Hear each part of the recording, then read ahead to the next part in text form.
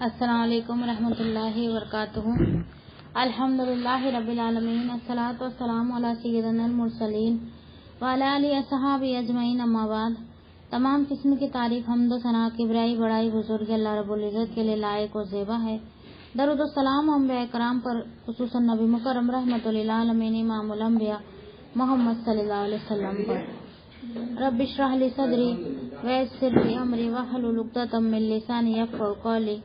ربی زدنی علما، ربی زدنی علما، اللہم فقہنا فی الدین، اللہم فقہنا فی الدین۔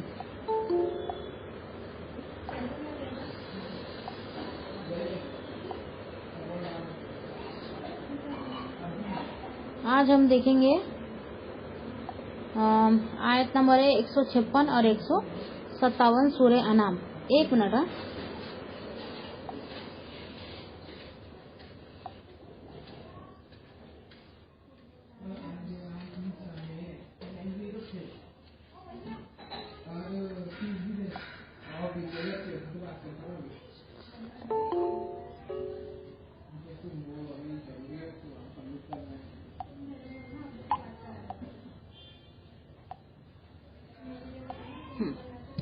آیت نمبر دونوں ایک ساتھ لیں گے آج ہم، آیت نمبر 156 اور 157 انشاءاللہ، کیونکہ یہ دونوں آیتیں ایک دوسرے سے کنیکٹڈ ہے۔ ان تقولوا انما انزل الكتاب على طائفتين من قبلنا وان كنا عن دراستهم لغافلين وتقولوا لو ان انزل علينا الكتاب لكنا احد منهم فقد جاءكم بينات من ربكم وهدى ورحمة فمن أظلم ممن كذب بآيات الله وصدف عنها سنجزي الذين يصدفون عن آياتنا سوء العذاب بما كانوا يصدفون۔ ایسا نہ ہو کہ تم کہو کہ کتاب تو صرف ان دو گروہوں پر اتاری گئی جو ہم سے پہلے تھے، اور بے شک ہم ان کے پڑھنے پڑھانے سے یقیناً بے خبر تھے۔ یا یہ کہو کہ اگر واقعی ہم پر کتاب اتاری جاتی تو ہم ان سے زیادہ ہدایت والے ہوتے، بس بے شک تمہارے پاس تمہارے رب کی طرف سے ایک روشن دلیل اور ہدایت اور رحمت آ چکی ہے۔ پھر ان سے زیادہ ظالم کون ہے جو اللہ کی آیات کو جھٹلائے اور ان سے کنارہ کرے؟ ان قریب ہم ان لوگوں کو جو ہماری آیت سے کنارہ کرتے ہیں برے عذاب کی جزا دیں گے، اس کے بدلے جو وہ کنارہ کرتے تھے۔ یہ خطاب کفار مکہ سے ہے، یعنی یہ کفار مکہ کے لیے فرمایا جا رہا ہے کہ تمہاری طرف یہ کتاب اس لیے نازل کی گئی کہ تم یہ نہ کہہ سکو کہ اللہ کی کتاب تو یہود اور نصارہ کے پاس نازل ہوئی تھی۔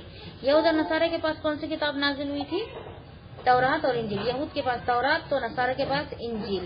یہ دو کتاب کے یہ حامل تھے۔ ان کو کون سے نام سے پکارا جاتا ہے؟ اہل کتاب کے نام سے پکارا جاتا ہے۔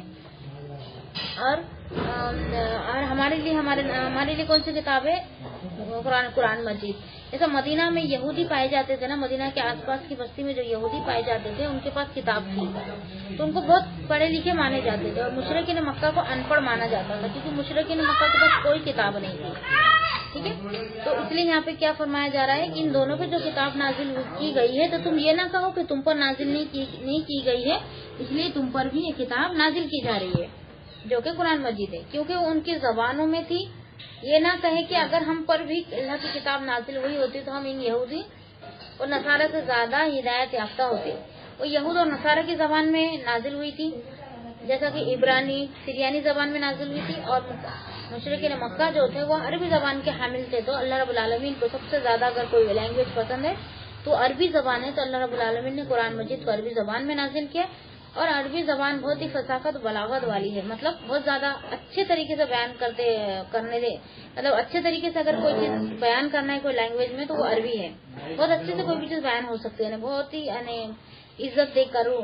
جیسا کہ انگلش میں دیکھو یو آتا ہے نا، یو یعنی تم، لیکن عربی میں جیسا ہمارا اردو میں عربی میں کیسا تم بھی بولتے ہیں، تو بھی بولتے ہیں، اور آپ بھی بولتے ہیں، بہت زیادہ عزت دینا ہوتا ہے تو آپ بولتے ہیں، تو یعنی بہت زیادہ عزت دینے والی یہ لینگویج ہے، اور بہت شارٹ میں بہت بڑی بات بولی جاتی ہے اس میں۔ جیسا کہ اگر اگر ایک آیت ہم لکھے نا، ایک آیت کا اگر ترجمہ لکھیں گے نا تو 2 تین لائن ہماری بھر جائیں گی۔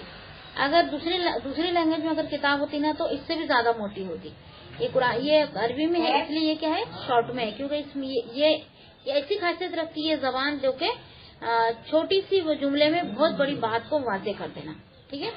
پھر آگے فرمایا کہ سر چشمہ اور سر پائے رحمت, لہذا کتاب ہدایت اور رحمت کے نزول کے بعد اب جو شخص ہدایت یعنی کہ اسلام کا راستہ اختیار کر کے رحمت الہی کا مستحق نہیں بنتا بلکہ تکذیب و اعراض کا راستہ اپناتا ہے تو اس سے بڑھ کر ظالم کون ہوگا, اس سے بڑھ کر ظالم کون ہوگا. او تقولوا ان لو ان انزل علینا الکتاب لکننا اہدی منہم, یعنی ہم نے تمہارے اس عذر کو بھی ختم کر دیا کہ اگر ہم پر بھی وہ کتاب نازل ہوتی جو ان پر نازل ہوئی تھی تو ان کی نسبت ہم زیادہ ہدایت یافتہ ہوتے, جیسا کہ اللہ تعالیٰ نے ارشاد فرمایا.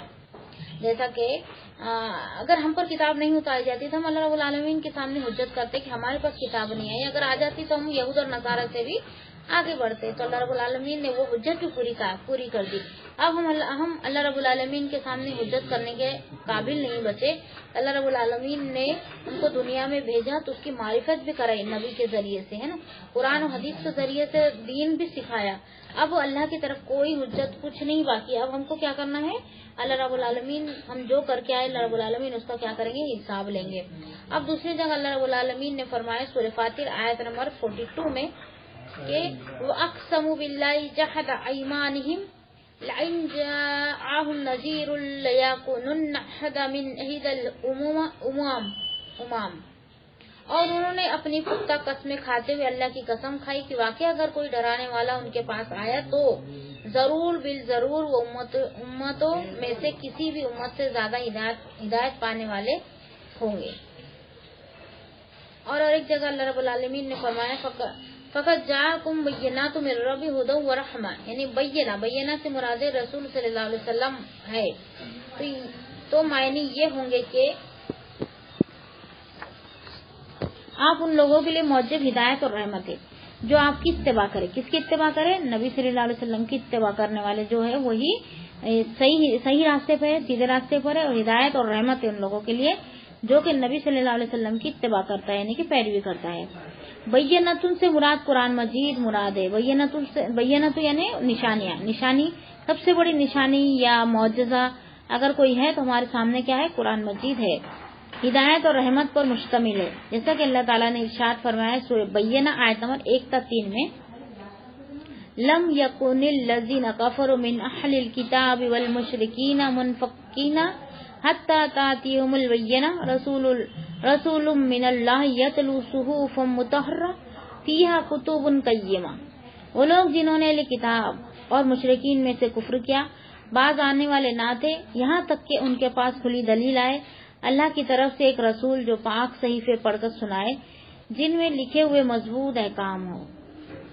یعنی وہ لوگ جنہوں نے اہل کتاب اور مشرک میں سے کفر کیا. اہل کتاب میں بھی کون تھے, اچھے بھی تھے اور برے بھی تھے, لیکن اچھے کم تھے برے زیادہ تھے. اور مشرکین میں بھی کچھ ایسے ہی تھے کہ کچھ کفر کرتے تھے اور کچھ اللہ کے بات پر اللہ کے دین پر ایمان لائے تھے. تو یہاں پہ اللہ رب العالمین کیا فرما رہے ہیں کہ بعض آنے والے نہ تھے, یہ لوگ جو جن لوگوں نے کفر کیا تھا اہل کتاب میں سے ہو یا مشرکین میں سے ہو, یہ باز آنے والے نہیں, یہاں تک کہ ان کے پاس کھلی دلیل آئے. یعنی ان کے سامنے کتنی بڑی کھلی دلیل آ گئی تھی کہ نبی صلی اللہ علیہ وسلم ان کے بیچ موجود تھے, قرآن مجید کا نزول ہو رہا تھا, اور بھی بہت سے معجزے نبی صلی اللہ علیہ وسلم کے ہاتھوں سے ہوتے تھے, جیسا کہ دودھ کے پیالے کے بارے میں نے فرمائی. درخت جو تھے, کچھ لوگوں نے کہا نبی صلی اللہ علیہ وسلم کو کہ یہ درخت وہاں سے یہاں آ جائے پھر یہاں سے اپنی جگہ پر چلے جائے تو ہم ایمان لا لیں گے. جب انہوں نے یہ بھی کر کے بتا دیے تو کیا کہے کہ یہ تو جادو ہے نا. تو وہ کتنی بھی کھلی دلیل دیکھ لیتے تھے تو بھی وہ ایمان نہیں لاتے تھے. یہاں پہ آیت میں یہی فرمایا جا رہا ہے مشرکین کے لیے اور اہل کتاب کے لیے کہ وہ کتنے بھی بڑے معجزے دیکھ لیں گے تو کیا کہیں گے یہ کیا ہے, جادو ہے, بلکہ یہ کھلی دلیل ہے. کھلی دلیل بھی نہیں سمجھیں گے اس کو, اللہ رب العالمین کھلی دلیل بھی بتا دیں گا تو اس کو کیا سمجھیں گے کہ یہ جادو ہے اور اس پر ایمان نہیں لائیں گے.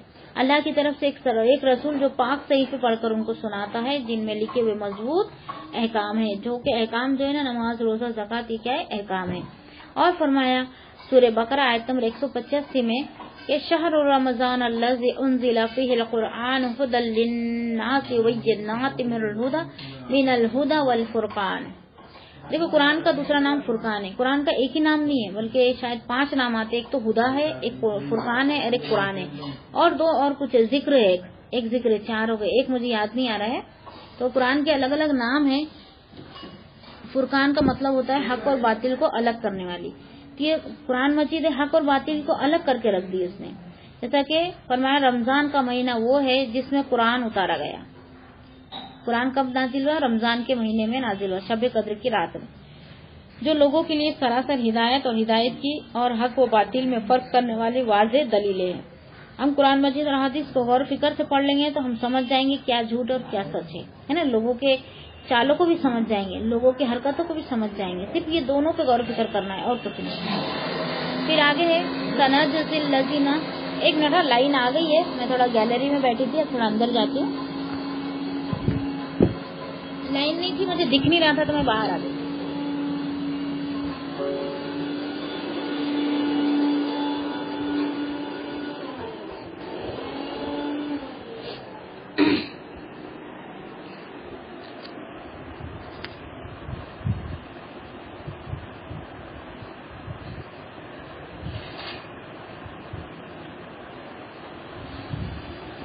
پھر آگے اللہ رب العالمین نے فرمایا کہ قرآن جو ہے سراسر ہدایت اور رحمت ہے, حق اور باطل کو فرق کرنے والی کتاب ہے. اور یہ کتاب کب نازل ہوئی؟ رمضان کے مہینے میں نازل ہوئی اور شب قدر کی رات میں نازل ہوئی. پھر آگے ہے یصدفون. صدف کے معنی ہے کنارہ کرنے کے بھی ہے, کیے گئے ہیں, دوسرے کو روکنے کے بھی. کنارہ کرنا ہے یعنی ہم کو پتا ہے کہ ایک انسان اچھا نہیں ہے نا, کسی کی عادت اچھی نہیں ہوتی تو ہم کیا کرتے, اس کو کچھ بولتے نہیں اور کہیں اس کی بات پھیلاتے بھی نہیں, لیکن اس سے دور ہو جاتے, اس کو بولتے کنارہ کرنا. اور صدف کے معنی اور ایک ہے جو کہ ہے روکنے کے, کسی کو روکنا ہے نا. پھر سورہ انعام آیت نمبر 26 اور 27 میں فرمایا وَهُمْ يَنْهَوْنَ عَنْهُ وَإِنْ يُهْلِكُونَ إِلَّا أَنفُسَهُمْ وَمَا يَشْعُرُونَ وَلَوْ تَرَىٰ إِذْ وُقِفُوا عَلَى النَّارِ فَقَالُوا يَا لَيْتَنَا نُرَدُّ وَلَا نُكَذِّبَ بِآيَاتِ رَبِّنَا وَنَكُونَ مِنَ الْمُؤْمِنِينَ. اور وہ اس سے روکتے ہیں اور اس سے دور رہتے ہیں اور وہ اپنے سوا کسی کو ہلاک نہیں کر رہے اور نہیں سمجھتے. اور کاش تو دیکھے جب وہ آگ میں کھڑے کیے جائیں گے تو کہیں گے اے کاش ہم واپس بھیج دیے جائے, یہ اپنے رب کی آیت کو نہ جھٹلائے اور ایمان والوں میں سے ہو جائے. دیکھو یہ معاملہ ہمارے ساتھ نہیں ہونا چاہیے, اس لیے ہم کو دنیا میں اگر قدم رکھنا ہے تو پھک پھک کر رکھنا ہے کہ ہم یہ بولنے والے نہ بن جائے کہ اے کاش, ہائے کاش بولنے والے نہ بن جائے. کہ دیکھو یہ آیت کیا بتا رہی ہے ہم کو, تو وہ اس سے روکتے ہیں اور اس سے دور رہتے ہیں. کس سے روکتے ہیں؟ اللہ کی کتاب سے, دین سے روکتے ہیں اور خود بھی دور رہتے ہیں. اور وہ اپنے سوا کسی کو ہلاک نہیں کر رہے اور نہیں سمجھتے. وہ کیا کر رہے ہیں؟ ایسی حرکتیں کر کے اپنے آپ کو ہلاکت میں ڈال رہے ہیں اور کسی کا کچھ برا نہیں کر رہے ہیں. اور کاش تو دیکھے جب وہ آگ میں کھڑے کیے جائیں گے, آگ پر مطلب جہنم پر, تو کہیں گے اے کاش, یعنی افسوس والی بات کے وقت پہ جب بولتے نا اے کاش ہم واپس بھیجے جائیں اور اپنے رب کی آیات کو نہ جھٹلائے, رب کی آیات کو نہ جھٹلائے اور ایمان والوں میں سے ہو جائے, اللہ کی بات کو نہ جھٹلائے اور ایمان لانے والوں میں سے ہو جائے. دیکھو ہم کو اللہ کے ہر فیصلے پر ہم کو راضی رہنا ہے, چاہے اپنا اچھا ہو چاہے برا ہو. تو اس میں کیا ہوتا ہے, ہمارے لیے بہتری ہوتی ہے. اللہ تعالیٰ ہمارے ساتھ جو بھی معاملہ کرتے ہیں اس میں ایک حکمت ہوتی ہے جو ہم نہیں جانتے, لیکن برا ہوتا ہے تو ہم تھوڑے مایوس ہو جاتے, لیکن آگے جا کر ہم کو پتا چلتا ہے یہ جو ہوا تھا یہ ہمارے فائدے کے لیے ہوا ہے. ٹھیک ہے, تو اللہ کے ہر حکم پر ہم کو کیا کرنا ہے, راضی رہنا ہے. اور فرمایا سورہ نحل آیت نمبر 88 میں الذین کفروا وصدوا عن سبیل اللہ زدناہم عذابا فوق العذاب بما کانوا یفسدون. وہ لوگ جنہوں نے کفر کیا اور اللہ کی راہ سے روکا, ہم انہیں عذاب پر عذاب زیادہ دیں گے اس کے بدلے جو وہ فساد کیا کرتے تھے. یعنی ہمارے گناہوں کے سبب میں اللہ رب العالمین ہم پر عذاب دیے جائیں گے, یعنی ہم کو کوئی راحت نہیں ملیں گی. اب عذاب بھی کیسا, جہنم کی تعریف کیا ہے کہ وہ جہنم میں ڈال دیے جائیں گے, کنجسٹیڈ مطلب جگہ نہیں ہوں گی, ایک دم پھنس کے ڈال دیا جائے گا, بھر کے ڈال دیا جائے گا اور اوپر سے ڈھک دیا جائے گا. دیکھو جب آگ جلتی ہے نا, ہم تپیلا رکھتے ہیں یا کوکر رکھتے ہیں اس کے اوپر, جب وہ کھلا ہوتا ہے تو اتنا اس کے اندر گرماہٹ نہیں رہتی, پریشر اتنا نہیں رہتا, لیکن جب ہم ڈھکن بند کر دیتے تو پریشر اس کے اندر بڑھ جاتا ہے, اس کے اندر جو ہے اندر کی جو گرماہٹ ہے وہ بڑھ جاتی ہے. تو اسی لیے جہنم کو کیا کیا جائے گا, ڈھانک دیا جائے گا تاکہ جہنمیوں پر عذاب اور بھاری ہو جائے. ٹھیک ہے. تو پھر آگے ہے آیت نمبر 158. هل ينظرون إلا أن تأتيهم الملائكة أو يأتي ربك أو يأتي بعض آيات ربك يوم يأتي بعض آيات ربك لا ينفع نفسا إيمانها لم تكن آمنت من قبل أو كسبت في إيمانها خيرا قل انتظروا إنا منتظرون. اور اس کے سوا کس چیز سے انتظار کر رہے ہیں کہ ان کے پاس فرشتے آئے یا تیرا رب آئے یا تیرے رب کی کوئی نشانی آئے. جس دن تیرے رب کی کوئی نشانی آئیں گی کسی شخص کو اس کا ایمان فائدہ نہ دے گا جو اس سے پہلے ایمان نہ لایا تھا یا اپنے ایمان میں کوئی نیکی نہ کمائی تھی. کہہ دے انتظار کرو بے شک ہم بھی منتظر ہے. یہاں پہ کس بات کی وعید ہے, کس بات کی طرف اشارہ کیا جا رہا ہے؟ دیکھو پھر سے میں آپ کو ایک ایک لائن سے سمجھاتی ہوں. وہ اس کے سوا کسی چیز سے انتظار نہیں کر رہے. کون سی چیز کا انتظار نہیں کر رہے؟ قیامت کا, کہ ان کے پاس فرشتے آئے. فرشتے کب آتے ہیں؟ جب قیامت آئیں گی, جب فرشتے آئیں گے, یا پھر جس کی موت اس کی قیامت, جب اس کی موت آئیں گی جب قیامت آئیں گی. تو جب وہ فرشتے جب اس کو دکھ جائیں گے تو سمجھ لینا اس کی قیامت آ گئی. یا تیرا رب آئے یعنی رب آئے یعنی رب کب آئیں گے؟ قیامت کے دن آئیں گے. یا تیرے رب کی کوئی نشانی آ جائے. نشانی ہے نا, قیامت کی بڑی نشانیوں کی طرف اشارہ ہے. چھوٹی چھوٹی جتنی بھی نشانیاں تھی وہ پوری کی پوری ظاہر ہو گئی, ایک بھی نہیں بچی. لیکن اب بڑی نشانیاں جو 10 ہے, جو کہ سورج کا مشرق سے کے بجائے مغرب سے نکلنا, اور جانور کا بات کرنا, پہاڑ کا دھسنا, دھواں کا ہونا, ہے نا, یہ سب کیا ہے؟ بڑی بڑی نشانیاں کیا ہے؟ 10 ہے. یہ 10 نشانیوں میں سے ایک نشانی ظاہر ہوں گی سب سے پہلے سورج والی, اور اس کے بعد کنٹینیو ظاہر ہوتے چلی جائیں گی. جب یہ سورج والی نشانی ظاہر ہو جائیں گی, جب کسی کی توبہ قبول نہیں ہوئی, توبہ کے دروازے بند ہو جائیں گے. ابھی توبہ کے دروازے کھلے, جب کیا ہو جائیں گے؟ بند ہو جائیں گے. اور کسی کی نیکی وہاں قبول نہیں ہوں گی. وہ نشانی دیکھ لینے کے بعد اگر کتنے بھی صدقات, خیرات, روزے, نماز, زکات جو بھی کرنا ہے وہ کتنے بھی کر لیں گا, لیکن اللہ رب العالمین اس کو قبول نہیں کرے گا, کیونکہ وقت جو تھا ختم ہو گیا. دیکھو ہم پیپر بھی کرتے, ہم کو 2 گھنٹے کا وقت دیا جاتا ہے. 2 گھنٹے کے اندر ہم کو کرنا ہوتا ہے. 2 گھنٹے کے اندر اگر ہم نے نہیں کیا, ہمارا کچھ چھوٹ گیا تو ہم سے چھین لیا جاتا ہے.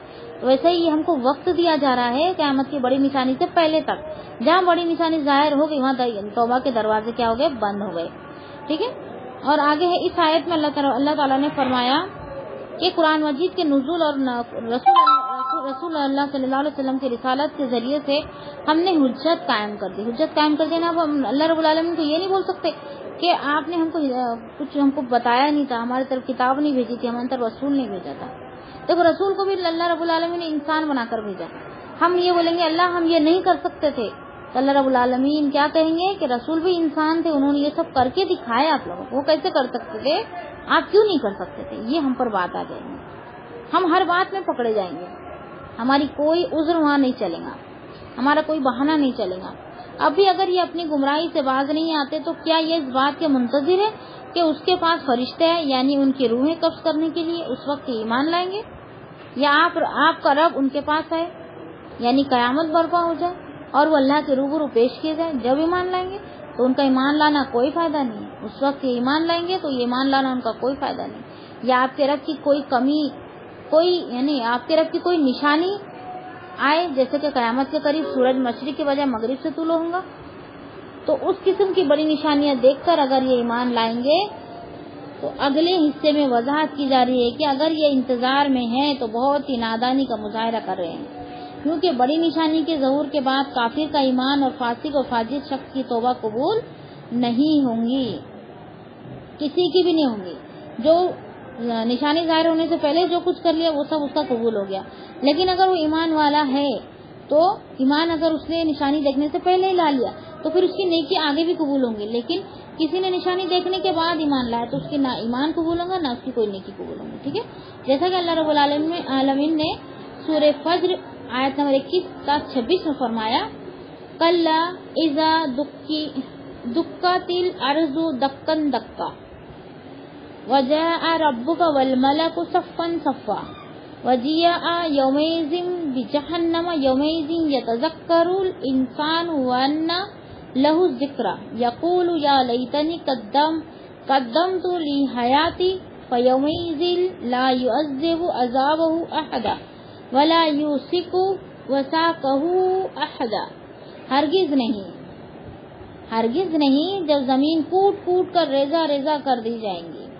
ریزہ ریزہ مطلب بکنا کرتے نا، جیسا کہ ہمارے پاس کوئی ٹھوس چیز ہوتی ہے، جیسا کہ گوند وغیرہ ہوتا ہے یا پھر توس وغیرہ ہوتے ہیں، یا کوئی بھی چیز کو ہم کیا کرتے ہیں، کوٹ کوٹ کر اس کو چورا کرتے ہیں۔ جیسے پپڑ کو بھی ہم سیکتے پھر اس کو چورا بناتے ہیں نا، تو اور ایسی چیزوں کے زمین کو بھی ایسی کوٹ کوٹ کر کیا کریں گے، بکنا بنا دیں گے، مطلب چورا کر دیں گے، دھول بن جائیں گی، مٹی بن جائیں گی۔ اور تیرا رب آئیں گا اور فرشتے جو صف در صف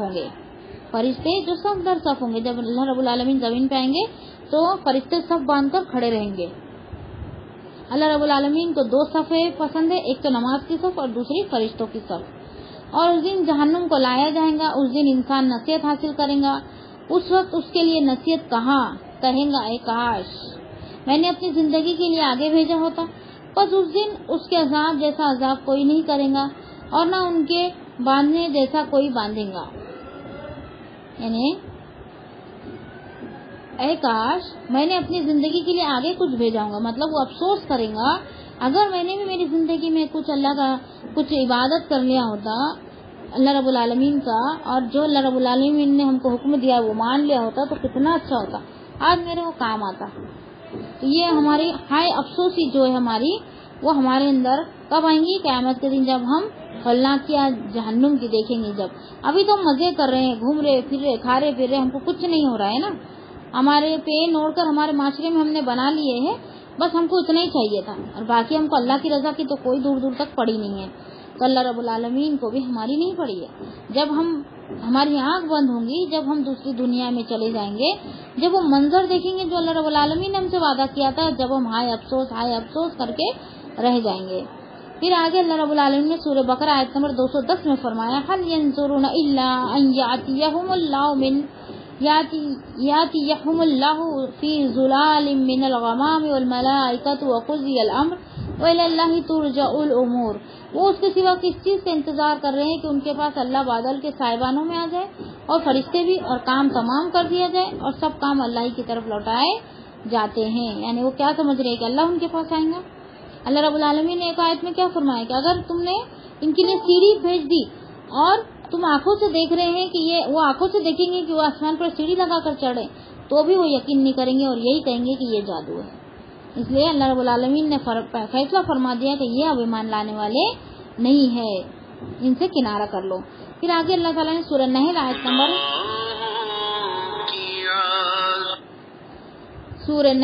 آیت نمبر 33 میں فرمایا، اے زیبا، طیبہ بازی کا فون آ رہا بیٹا،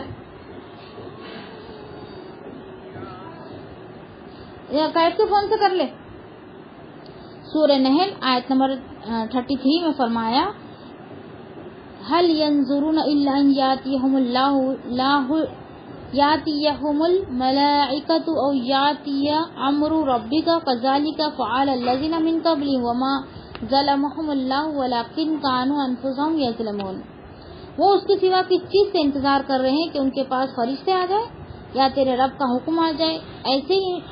ایسے ہی ان لوگوں نے کیا جو ان سے پہلے تھے، اور اللہ نے ان پر ظلم نہیں کیا، اور لیکن وہ خود اپنے آپ پر ظلم کیا کرتے تھے۔ تو ایسے جو لوگ ہوتے وہ کیا ہوتے؟ اپنے آپ پر خود ظلم کرتے ہیں، اللہ رب العالمین ان پر ظلم نہیں کرتا۔ اور بعض نشانیوں سے مراد قیامت کی نشانیاں ہیں، مطلب یہ ہے کہ قرب قیامت کے وقت جب وہ قیامت کے آثار ظاہر ہوں گے تو ایمان لانا مفید نہیں ہوگا۔ قیامت کی کوئی بھی نشانی اگر ظاہر ہوگی، چھوٹی نہیں بڑی، تو ایمان لانا کوئی فائدہ نہیں دے گا، جیسا کہ حدیث میں بھی وارد ہوا ہے۔ ابھی میں نے قرآن کی آیت سے اس کو ثابت کی، اب میں حدیث سے ثابت کر رہی ہوں کہ سیدنا ابو ہریرہ رضی اللہ تعالیٰ عنہ بیان کرتے ہیں کہ رسول اللہ صلی اللہ علیہ وسلم نے فرمایا، اس وقت تک قیامت قائم نہیں ہوں گی جب تک سورج مغرب سے طلوع نہیں ہوگا، اور جب لوگ سورج کو مغرب سے طلوع ہوتا ہوا دیکھیں گے تو ایمان لے آئیں گے، مگر یہ وہ وقت ہوگا جب لا ينفع نفسا ایمانها لم تکن امانت من قبل، کسی ایسے شخص کو اس کا ایمان فائدہ نہیں دے گا جو اس سے پہلے ایمان نہ لایا ہو۔ تو یہ حدیث میں بھی آ گیا ہے کہ جب تک سورج مشرق کے بجائے مغرب سے طلوع نہیں ہوگا، جب تک کہ ہمارے لیے کیا ہے، توبہ کے دروازے کھلے ہیں۔ آج ہمارے لیے توبہ کے دروازے کھلے ہیں انشاءاللہ الحمدللہ۔ تو آج ہی ہم سے اگر کوئی گناہ ہو گئے ہوں گے، ہم ہمارا محاسبہ خود کریں، ہم اپنے آپ کو چیک کریں. ہم جب بھی قرآن مجید پڑھے یا حدیث پڑھے یا کچھ اللہ کی بات سنیں تو اس میں ہم اپنے آپ کا محاسبہ کریں، دوسرے کا نہیں کریں. ہاں فلاں تو ایسی ہے، اس کے اندر تو یہ بات پائی جاتی ہے، اس کے اندر وہ بات پائی جاتی ہے، یہ نہ سوچے، بلکہ اپنا خود کا ہی محاسبہ کرے کہ ہمارے اندر کون سی کمی پائی جاتی ہے اور اس کو، وہ کمی کو پورا کرنے کی کوشش کریں. یا پھر ہمارے اندر کوئی برائی پائی جاتی ہے تو اس کو نکال کر اچھا ہی داخل کرنے کی ہم کوشش کرتے رہے. یہی ہماری جدوجہد دنیا میں رہے گا. دیکھو دنیا آخرت کی کھیتی ہے، جو بوئیں گے وہی پائیں گے. دنیا میں ہم کاٹے بوئیں گے اور آخرت میں آم کی دعا کریں گے تو وہ نہیں ملنے والا. ٹھیک ہے، جو بوئیں گے وہی پائیں گے. ببول بوئیں گے تو ببول کے کاٹے ہی ملیں گے، اور پھل بوئیں گے تو پھل ملیں گے. ٹھیک ہے، پھر آگے اور ایک حدیث سیدنا ابو ہریرہ رضی اللہ تعالیٰ عنہ بیان کرتے ہیں کہ رسول اللہ صلی اللہ علیہ وسلم نے فرمایا، 3 نشانیاں جب نمودار ہوں گی تو لا ينفع نفسا ایمان ولم تکن امنت من قبل او کسبت فی ایمانیہ خیرا. کسی شخص کو اس کا ایمان فائدہ نہ دے گا جو اس سے پہلے ایمان نہ لایا تھا. دیکھو حدیث میں وہی بات واضح ہو رہی ہے. اپنے ایمان میں کوئی نیکی نہ کمائی تھی، وہ نشانیاں یہ ہے. اب کون سی 3 نشانیاں ہیں جس کے ظاہر ہونے سے قیامت تو قریب آ جائیں گی بہت، لیکن نشانیاں دیکھ لینے کے بعد کسی کا ایمان قبول نہیں ہوگا. وہ کون سی ہے؟ سب سے پہلے سورج کا مغرب سے طلوع ہونا، نمبر 2 دجال کا آنا، نمبر 3 زمین سے جانور کا نکلنا. یہ 3 چیز ہے. جانور زمین سے نکلے گا اور وہ بات کرے گا. ٹھیک ہے، تو یہ 3 بڑی بڑی نشانیاں ہیں، اور بھی ساتھ ہے لیکن یہ 3 پہلے آئیں گی، اس لیے 3 کا ذکر یہاں پہ حدیث میں پہلے کیا گیا. یہ ظاہر ہو جائیں گی تو کسی کا بھی ایمان قبول نہیں ہوگا، کسی کی نیکی قبول نہیں ہوگی، کسی کی توبہ قبول نہیں ہوگی. ٹھیک ہے، اور ایک حدیث ہے سیدنا عبداللہ بن عمر رضی اللہ تعالیٰ عنہ بیان کرتے ہیں کہ رسول اللہ صلی اللہ علیہ وسلم نے فرمایا، قیامت کی سب سے پہلی نشانی یہ ہوں گی کہ سورج مغرب سے طلوع ہوگا اور چاند کے وقت زمین سے ایک جانور نکلے گا. اس میں سے جو نشانی بھی پہلے نمودار ہو تو دوسری بھی فوراً اس کے بعد نمودار ہو جائیں گی. ایک نشانی آئیں گی، اس کے بعد فوراً دوسری آ جائیں گی، پھر فوراً تیسری آ جائیں گی، پھر چوتھی، پانچویں، جتنی بھی ہے 10 پورے ایک کے بعد آتے چلے جائیں گے. ٹھیک ہے، تو دجال کے فتنے سے بچنے کے لیے ہم پڑھتے ہیں نا سورہ کہف کی 10 آیتیں، تو یہ ہم کو پڑھنا بہت ضروری ہے. اگر سورہ کہف جمعے کے دن پوری پڑھ سکتے تو بہت اچھی بات، نہیں تو پھر 10 آیتیں پڑھنا ضروری ہے. تو وہ حفاظت کریں گے دجال سے بچنے کی. پھر آگے یہ کافروں کے لیے شدید سرزنش ہے اور ان شخص کے لیے زبردست وعید ہے جو اپنے ایمان اور توبہ کو اس وقت کے لیے مؤخر کر دے جب ایمان یا توبہ بھی نفع بخش نہ ہوں گے. ہاں کل توبہ کریں گے، ہاں کل سے نماز شروع کریں گے، ہاں یہ اچھا نیکی کرنے کا حکم دیا جاتا ہے تو بولتے کل سے کریں گے. تو یہ سب چیزیں وہ کیا کریں، وہ انتظار کریں جب ان پر قیامت آ جائیں گی، جب ان کو پتہ چل جائیں گے کہ ٹال مٹول میں اپنی اتنی قیمتی وقت کو انہوں نے ضائع کیا اور اپنی زندگی کو تباہ و برباد کر کے اللہ رب العالمین کے سامنے کھڑے منہ لٹکا کر. اور آگے یعنی اس وقت جب سورج مغرب سے طلوع ہوگا، کیونکہ یہ وہ وقت ہوگا جب قیامت بالکل قریب آ جائیں گی اور اس کی علامتیں ظاہر ہو چکی ہوں گی، بالکل قریب ہوں گی. جب علامتیں دیکھ لیں گے قیامت بالکل بہت زیادہ قریب ہوں گی. اور اللہ تعالیٰ نے سورہ محمد آیت نمبر 18 میں فرمایا، فَهَلْ يَنظُرُونَ إِلَّا السَّاعَةَ أَن تَأْتِيَهُم بَغْتَةً فَقَدْ جَاءَ أَشْرَطُهَا وَأَنَّ لَهُمْ إِذَا جَاءَتْهُمْ ذِكْرَاهُمْ. تو وہ کس چیز کے انتظار کر رہے ہیں سوائے قیامت کے کہ وہ ان پر اچانک آ جائے. بس یقیناً ان کی نشانیاں آ چکی، پھر ان کے لیے ان کی نصیحت کیسے ممکن ہوں گی جب وہ ان کے پاس آ جائیں گی. اور فرمایا، اور ایک بار فرمایا سورہ مومنون آیت نمبر 84 اور 85 میں کہ فَلَمَّا رَأَوْا بَعْثَنَا قَالُوا آمَنَّا بِاللَّهِ وَعَادَوا وَكَفَّرْنَا بِمَا كُنَّا بِهِ مُشْرِكِينَ فَلَمْ يَكُ يَنفَعُهُمْ إِيمَانُهُمْ لَمَّا رَأَوْا بَعْثَنَا سُنَّتَ اللَّهِ الَّتِي قَدْ خَلَتْ فِي عِبَادِهِ وَخَسِرَ هُنَالِكَ الْكَافِرُونَ. پھر جب انہوں نے ہمارا عذاب دیکھا تو انہوں نے کہا ہم اس اکیلے اللہ پر ایمان لائے اور ہم نے ان کا انکار کیا جنہیں ہم ان کے ساتھ شریک ٹھہرانے والے تھے. پھر یہ نہ تھا کہ ان کا ایمان انہیں فائدہ دیتا جب انہوں نے ہمارا عذاب دیکھ لیا. یہ اللہ کا طریقہ ہے جو اس کے بندوں میں گزر چکا، اور اس موقع پر کافر خسارے میں رہیں گے. اس موقع پر کیا رہیں گے؟ کافر خسارے میں رہیں گے. تو کب ہمارا ایمان نفع نہیں دے گا؟ جبکہ قیامت برپا ہو جائیں گی، جب ہمارا ایمان جو ہے وہ نفع نہیں دے گا. وآخر دعوانا الحمدللہ رب العالمین. سبحان ربک رب العزت عما یصفون، السلام علی المرسلین، الحمدللہ رب العالمین. آج جمعہ ہے تو کچھ 5-7 منٹ کی میں دعا کر لیتی ہوں انشاءاللہ. ٹائم بھی بہت بڑھیا ہے.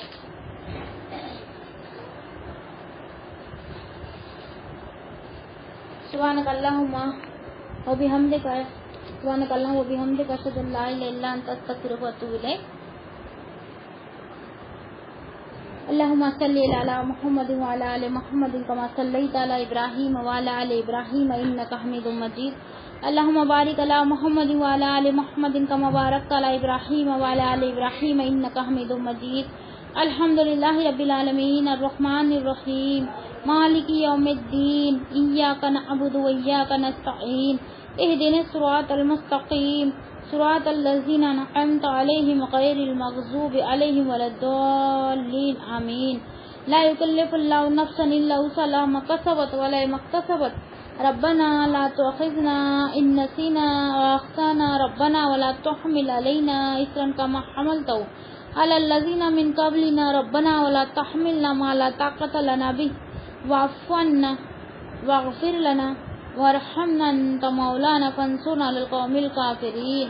اللهم إني أسألك إيمانا كاملا ويقينا صادقا ورزقا واسعا وقبلا خاشعا ولسانا ذاكرا وكسابا حلالا طيبا توبة نصوحا توبة قبل الموت وراحة عند الموت ومغفرة رحمة بعد الموت وعفوا عند الحساب والفوز بالجنة ونجاة من النار برحمتك يا عزيز يا غفار. ربي زدني علما والحقني بالصالحين. اللهم إني أعوذ بك من الشك والشرك والشقاق والنفاق والسوء أخلاق والسوء منظر والمنقلب في المال والأهل والولد. اللهم إني أسألك رضاك والجنة وأعوذ بك من سخطك والنار. اللهم إني أعوذ بك من فتنة القبر وأعوذ بك من فتنة المحيا والممات. اللہ تمام تعریف ساری حمد و ثنا آپ ہی کے لیے، آپ کا کوئی شریک نہیں. اللہ ہم عاجز بندے تیری پاکی بیان کرتے ہیں، تجھی سے مدد چاہتے ہیں. اللہ ہمارے صغیرہ اور کبیرہ گناہوں کو معاف فرما. اللہ ہم سے درگزر کا معاملہ عطا فرما. فکر سے، غم سے، سستی سے، بزدلی سے بچا. اللہ تمام مسلمانوں کی مغفرت فرما اور اسلام کی حفاظت فرما. اللہ ہمیں غلا غیبت سے بچانا، حسد، کینہ، کپڑ، گھمنڈ، فقر، تکبر سے بچانا. ہمارے دل کو پاک کر دے، نفاق سے، جھوٹ بولنے سے بچا. اللہ نفس کے شر سے بچانا، شیطان کے بہکاؤ میں آنے سے بچانا. اللہ ہمیں سیدھے راستے پر چلانا. اسلام اور مسلمانوں کو عزت عطا فرما. اللہ آپ کے رضا والے کام کرنے کی ہدایت نصیب فرما. اللہ آپ کی ناراضی اور غصے اور غضب سے بچا لینا. اللہ ہمارے اولاد کو نیک بنا، نماز کے پابند بنا، نیک عمل کرنے کی توفیق عطا فرما. اللہ ہماری اولاد کو قرآن مجید کو سمجھ کر پڑھ کر عمل کرنے والی بنا. اللہ ہمیں بھی قرآن مجید پڑھ کر سمجھ کر عمل کر کے دوسروں تک پہنچانے والے بنا. برے منظر، برے حادثے اور برے اخلاق سے بچا لینا. اللہ ہم کو جہنم کی آگ سے بچا لینا اور بے شمار نعمتوں والی جنت کا وارث بنا. حق بات کہنے اور سننے، اس کو مان کر عمل کرنے کی توفیق عطا فرما. اللہ مال اور اولاد کی آزمائش سے بچا. اللہ ہمارے ظاہر اور باطن کو ایک کر دے. اللہ تمام مومن مرد اور عورتوں کو بخش دے. تو بڑا ہی مہربان اور بخشنے والا ہے. اللہ جو قرض دار ہے ان کی قرض کی ادائیگی کرا دے. جو بے اولاد ہے ان کو اولاد عطا کر. اللہ جو بیمار ہے ان کو شفا عطا فرما. اچھے عمل، اچھے اخلاق اور گناہوں سے بچنے کی توفیق عطا فرما. اللہ قبر کے عذابات اور اندھیرے سے بچا لینا. منکر نکیر کے سوالات سے ہماری مدد فرمانا. دجال کے فتنے سے بچا لینا. اللہ موت کی سختی کے وقت ہماری مدد فرمانا. ہماری تکلیفوں کو دور فرمانا. اللہ سکرات کے وقت ہماری زبان پر کلمہ جاری کر دینا. لا علاج بیماریوں سے بچا لینا. اللہ مرتے دم تک ایمان پر قائم رکھنا. اللہ ہمارے نام اعمال سیدھے ہاتھ میں دینا. مرنے سے پہلے سچی توبہ نصیب فرمانا. آخرت کی تیاری کی فکر کرنے والے بنا دے.